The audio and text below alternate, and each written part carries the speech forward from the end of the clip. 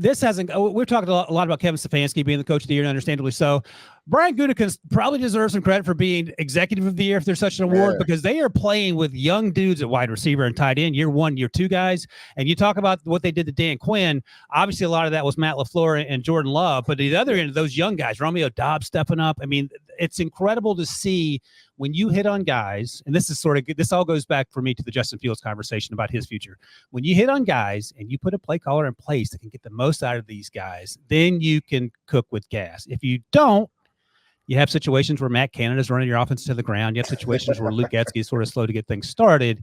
And that's what I keep coming back to and sort of one of my biggest takeaways. Well, I also think, just quickly on that point, Ryan, like there's a big difference between, and I've heard people talk about this and talking about like what makes a good head coach, what makes a good head coach candidate. I think a lot of times we do get enamored with someone who seems to be very proficient on their side of the ball, whether that's an offensive play caller, defensive play caller.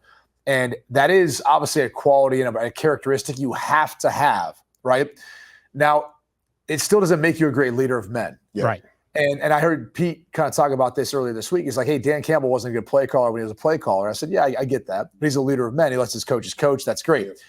Here's the problem is you do still have to be good at X's and O's. You do still have to be able to walk into that room offensively, defensively, when things aren't going well and go, this is what we need to improve upon. This is what we got to fix. And you have to be able to kind of consult and work with that coordinator, defense or offensively, to make those fixes. It can't just be being a figurehead. It can't just be about overseeing the whole thing.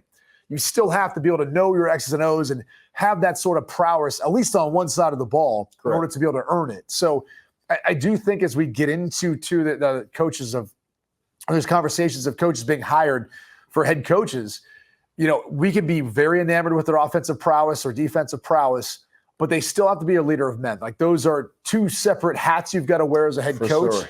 And you've got to be able to kind of oversee the whole thing too, but understand when you got to interject yourself, when you don't have to in those instances, I guess. So I do want to touch on that because I think sometimes that gets lost. We talk about scheme a lot of times. People are like, he's a great offensive play caller, be a great head coach. Not necessarily. No. That's exactly right. And I've sort of talked about that too, because I think one of the issues is owners have their own opinions, and owners are billionaires because they've done a lot of things their way and it's worked.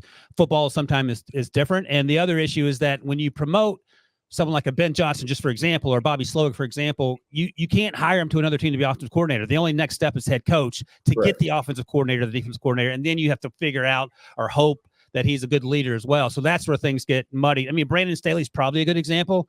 One of the smartest guys you'll ever meet, can scheme up anything for anybody. But when you overcomplicate things for guys who maybe aren't used to it or aren't able to handle it, you get Derwin James playing like looks like he's only played football for 2 or 3 weeks. And that brings issues along with it as well.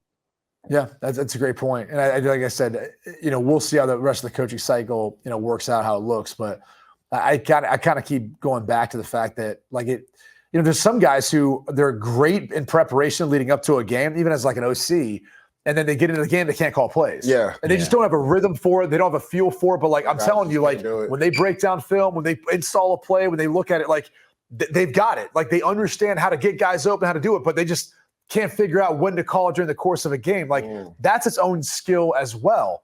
So aside from just breaking down tape, preparing players, all the preparation that goes into it, it's also being able to like be able to be that sort of shot caller once you get into a game and actually be able to like line those things up. That's an amazing point, right? Because we always talk about it, Brady. It's a rhythm to calling a game, right? There's ebbs and flows to a game. So it's not just on paper where like they're in 11 personnel. This is what we got to call on defense. You got to know their rhythm and what they've been doing throughout the game to counteract what they've been doing. So that's why it's so rare to find guys that, like you said, are leaders of men and can call the schematics of a game during the course of a game.